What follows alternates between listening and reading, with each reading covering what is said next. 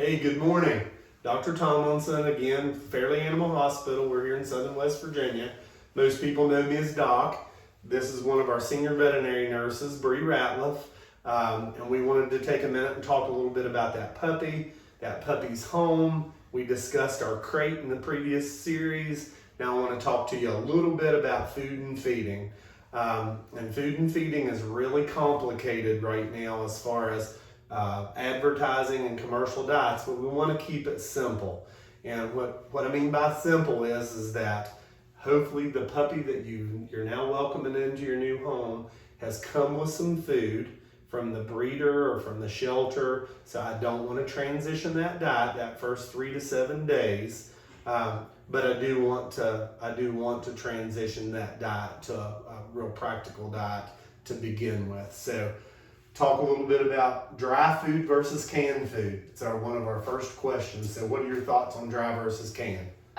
Dry is going to be a whole lot better for the puppy's health in general. The teeth, it's going to keep the plaque off the teeth, whereas the wet food, it's not really going to help break up any of that. So even as a puppy, if you're feeding the wet food, you're going to see plaque a whole lot sooner than you would if he was eating the hard food. And with the dry food too, as this puppy starts to teeth that first 6 to 9 weeks, I do feel like it satisfies a little bit of that teething.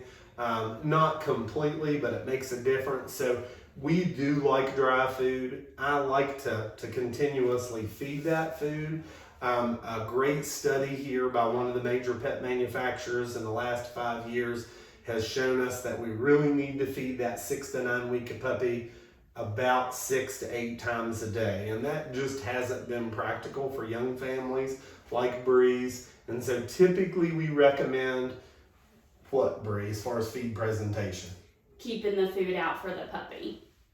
And there can be lots of arguments against that, and I acknowledge all of that, but realistically, we like to create a grazer that first 6 weeks. We don't want them to get real excited about food.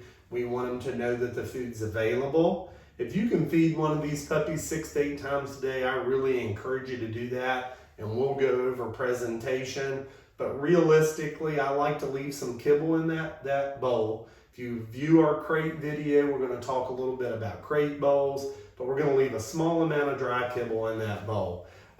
That's going to create a puppy that's less excited about food, less competitive about food. It's available and he can go to it. And so next, I think is really brands and brand preferences. Bri, you want to talk any about the perfect diet? You know, advertising is kind of complicated right now.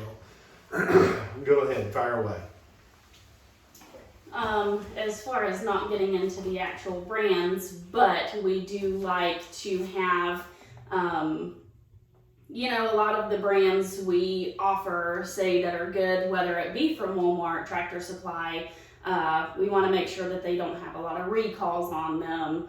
So we're not having you come out and, purchase $50 bag of food for your puppy. We just want to make sure that you're getting a good quality, safe brand for your pup. And I think that Bri's hitting on safety because that is our number one goal in the practice, that when we're going to endorse or encourage you to use a product, specifically foods, that we stay away from fads.